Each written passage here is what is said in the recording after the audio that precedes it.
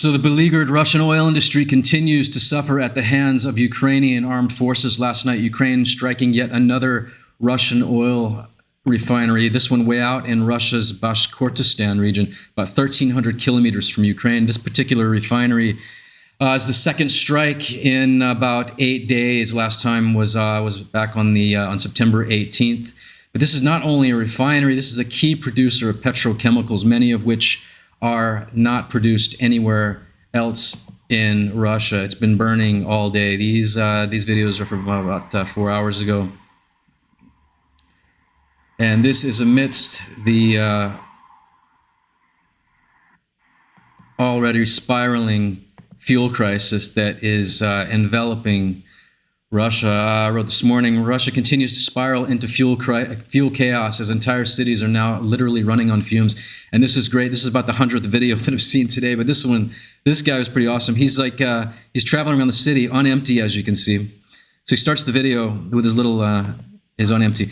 He's driving around the city trying to find any gas line that looks short enough so that by the time he gets to the front of the line, he won't be out of gas. So he's trying to avoid pushing his car, apparently. He's not too into fitness. Yeah, and by the time you get to the front of these lines, a lot of times they actually don't have any gasoline. But these videos are just getting crazier and crazier. I mean, just wait a couple weeks. I mean, Ukraine is hitting these refineries every night. The situation is only getting worse and worse. And it hasn't occurred to anyone, hey, why don't we just stop the war and Ukraine will stop hitting our refineries? So you can see in Russian logic, that would be just crazy, right? That would be just, I mean, who would ever think of such a solution? Yeah, anyway. Anyway, more about the Russian gas crisis. It's only getting worse and worse. And what I wrote this morning, the foreign atrocities that Russians demand and that Putin has been so eager to deliver are no longer enough to deflect the population's attention from the daily misery of life in Russia. The fuel crisis is spinning out of control. This is the point I'm making here is that mainstream media is now picking up the gasoline situation in Russia. Gerashenko was kind enough to add subtitles to this particular video. You can just watch it. It's fuel shortages continue in Nizhny Novgorod region. This is mainstream Russian media now, where school children didn't even go to class because the school buses had nothing to run on. Today, that particular issue has been resolved. Sure, it has. But the problem remains. While major chains still have gasoline, sure they do, private stations don't. Today, we drove along the Nizhny Novgorod highway.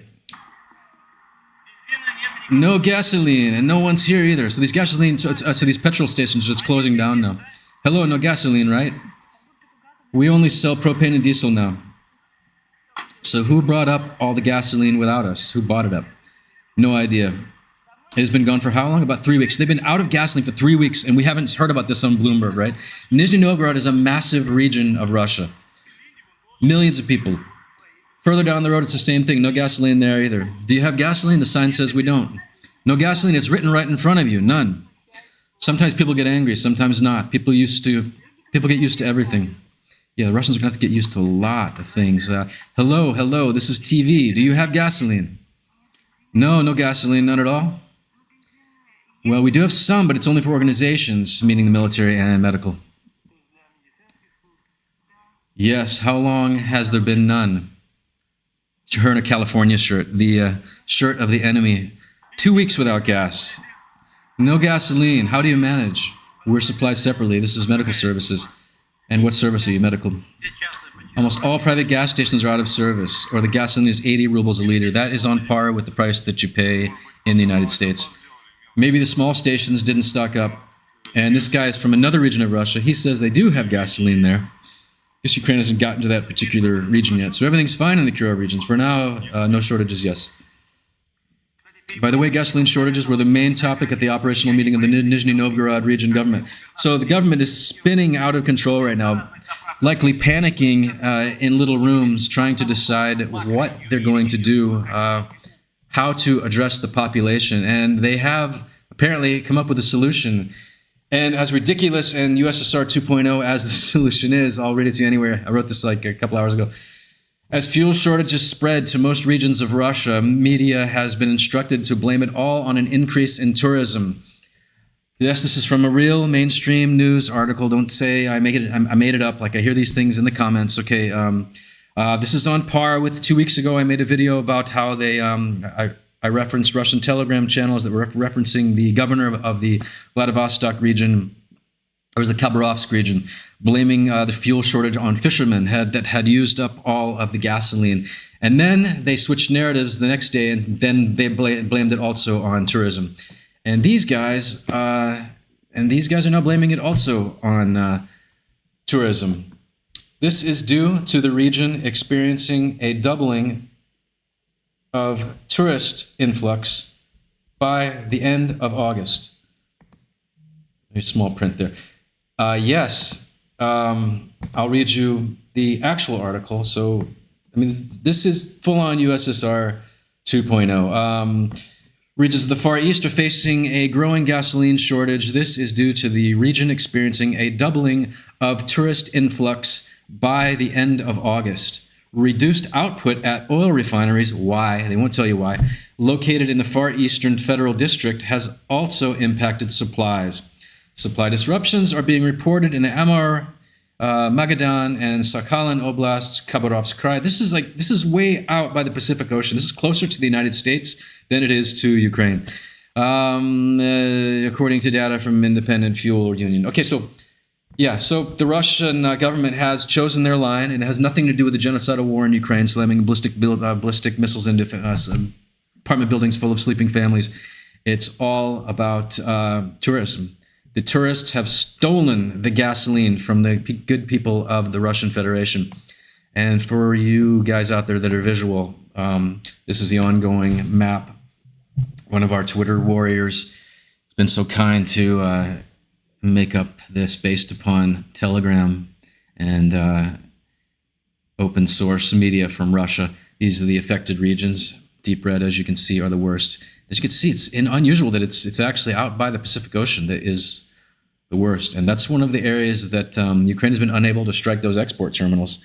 So it looks like they're just bypassing this area with everything they can and exporting it. Sort of like what Stalin did in the 1930s with Ukraine. They came in and grabbed all the grain at the point of a gun, starved the people to death. And they did this in regions of Russia as well at the same time, and exported all that to raise cash on the foreign market, and spent that money on propaganda and military, and meanwhile the people were starving. That is how Russia has always been run. Updated map of regions of Russia where there are shortages of gasoline and diesel, and how early it was first reported. Yeah, so that's how things are going. But it's not only, I don't know if you guys remember, some of you older guys remember back in the 1970s, there was a famous singer named John Denver, and he got in trouble during when it was when the OPEC, there was an oil embargo on the United States. And a singer named John Denver, he was stashing gas on his Colorado property, and some news cameras went in there, and and he got in trouble. But I think that's where Russia's headed. I think people are going to be going to jail for stockpiling gas. This is a scene from I didn't catch the region of Russia, but this particular guy, Russians getting ultra creative in attempt to survive the worsening fuel crisis. The few stations with gasoline are being tapped out. And this guy, he just brought a giant, some regions of Russia still have gasoline. So the entrepreneurial are flooding into these regions with these, this is a giant plastic bin. He's apparently going to fill this with some gasoline and cart it off, probably to store it. Yeah, if you buy like $20,000 worth of gas and sell it at 5 times the rate, in a few months. But these people, don't think that Russian authorities aren't going to make examples. There's probably going to be gasoline courts, and who knows where this is going to go. But it's we're all here for it. But it wasn't just refineries being struck last night. It was also pumping stations. This is from our buddy Yevgen posting update to the previous post. 2 oil pumping stations, the Zansavatka and Kuzmichi. These are pumping stations that are pumping oil products down to the Black Sea for export. So Russia is able to raise cash. At some point, they're going to have to idle some of the production. And that's when things are really going to get interesting, because production It's not like transport. They can turn transport on and off. A pipeline can run some gas and you can turn it off or maybe bring down the flow. But production, you're either pulling oil out of the ground or you're not for an extended amount of time. And Ukraine's been destroying the storage. It's not like they can pump it out and store it. Ukraine's been destroying that. They're destroying the transport. They haven't gotten to the production yet, but I think that's with the theory that production will sort of take care of itself when there's nowhere to send the oil, to sell the oil, to store the oil. So things are getting interesting. And this is an article from Ukrinform in the past few hours. Russian-occupied Crimea is reportedly now completely out of all grades of gasoline. Yes, as in every area of Ukraine that Russia has managed to occupy, it always becomes an absolute hellscape. This one had Ukraine's help, apparently, but usually they don't even need it. All brands of gasoline had disappeared from gas stations in Crimea and temporarily occupied Crimea. All brands of gasoline had disappeared from gas stations. This was reported by online publication Crimea Realties. It is noted that even the most expensive brand of gasoline, Octane 100, has disappeared.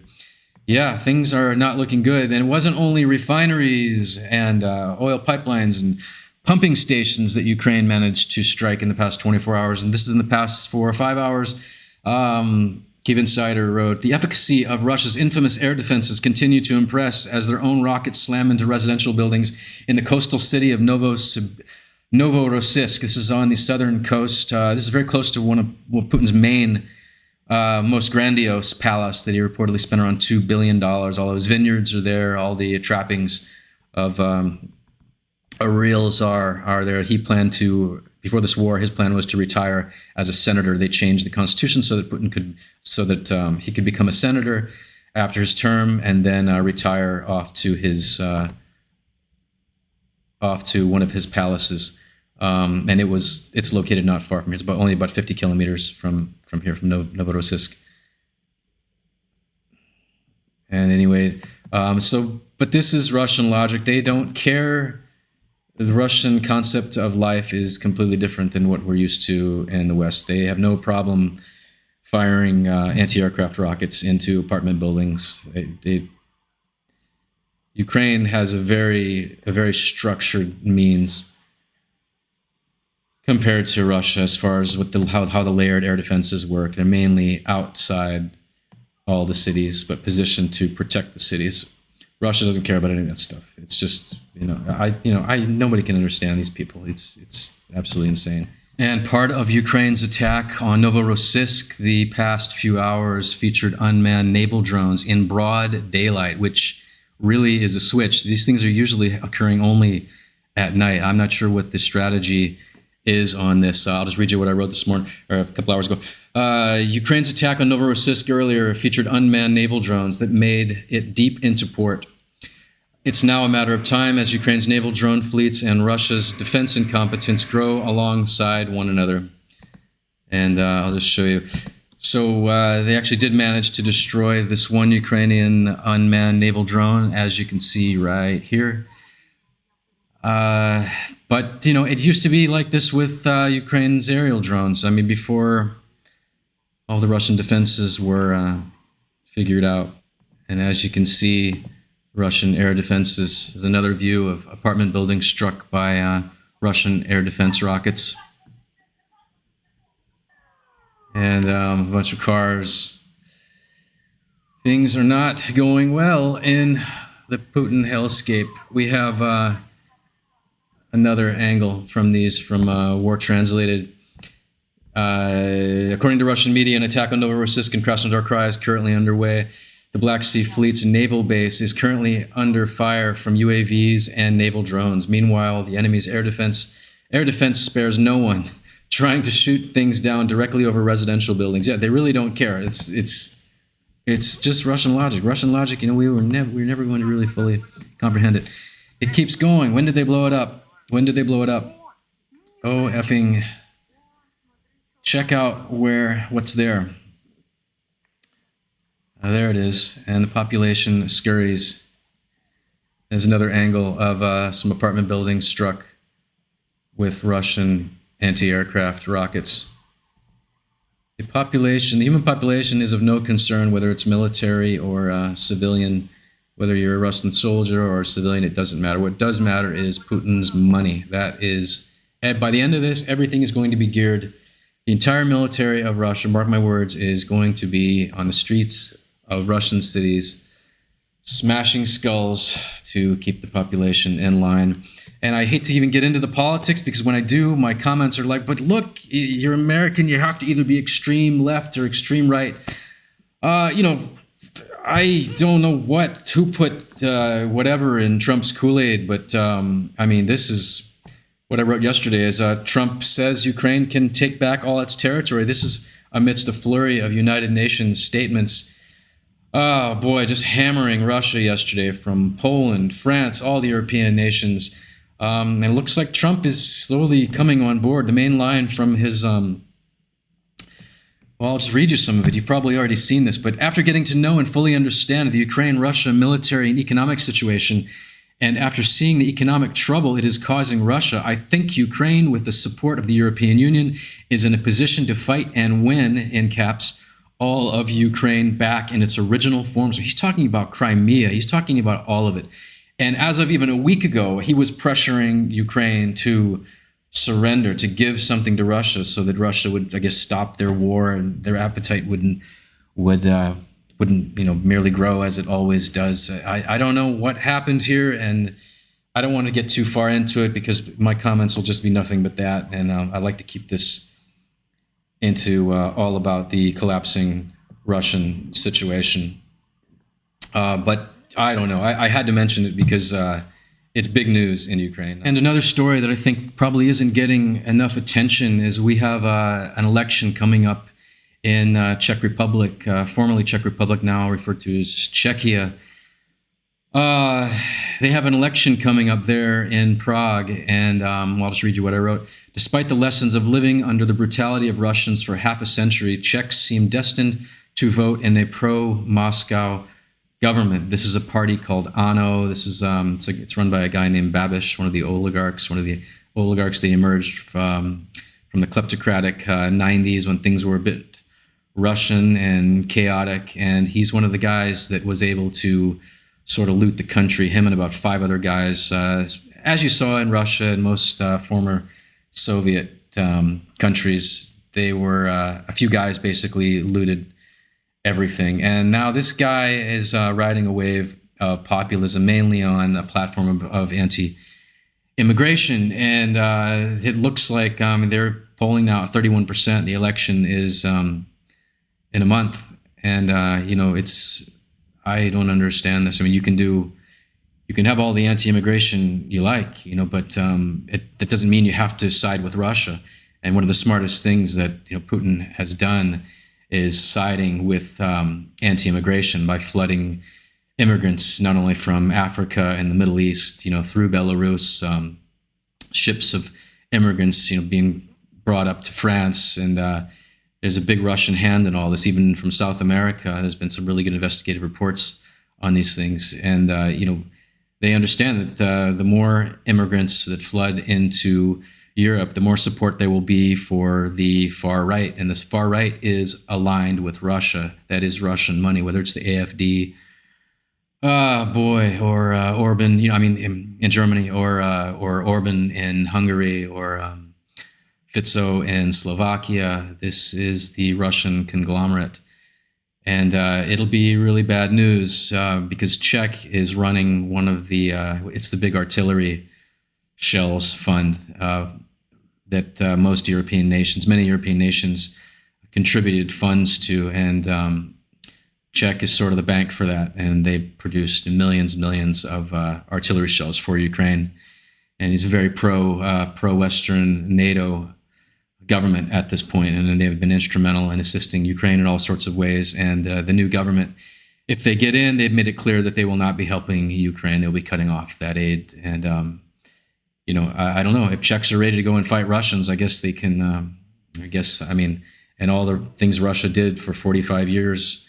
I was in Czech in 1995 for the first time, and I know the stories from these people and what the Russians did, as they did in all the countries that they managed to occupy.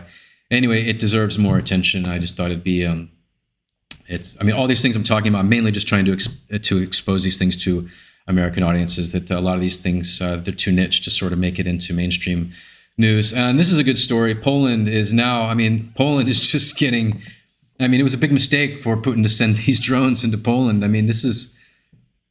Poland didn't really need a big push to hate on Russians, but it was a criminal offense for Poles to go and fight for another military, and that is no longer going to be the case. Poles fighting for Ukraine will be exempted from criminal punishment, and I can tell you I know a number of Poles that's the only thing that has really prevented them from coming over and alleviating some of these long-held grievances that their culture has for all things Russian. And things, I don't know what the Russians were thinking when they went after Poland. They got a $1 trillion economy now on target in 8 years to match the Russian economy, and they've allocated something like 7 or 8% of GDP now to defense. They've got like 500 something HIMAR units. You do not want to mess with Poland. It's a fast growing economy, a very cool country, and I don't know what they were thinking, but yeah, things are not looking good for Russia. And this is, your daily atrocity story. These things are happening every day in every region of Russia every region of Ukraine that Russia has managed to occupy. I'll read you from Ukraine Stratcom. This situation is apparently unfolding right now in an ongoing situation in the Kramatorsk area of Ukraine's Donetsk region, being monitored by Ukrainian drones and radio intercepts. Russian troops have murdered an entire civilian family and abducted their young daughter to use as a human shield while advancing. Soldiers have orders to kill all adults and take the children. This has been going on for quite a while, but we have a sort of a live situation now happening in Ukraine where the media is following this. The young girl remains in captivity. I can't show you the video, but it's a situation where Russians have kidnapped this little girl and they've already murdered the entire family, and now they're using this girl to, in the method that Russians often use, even in business. And this is a cultural thing. You can go to Spravdi yourself and take a look at it, Stratcom Center on Twitter, or you can Google it. I think it's even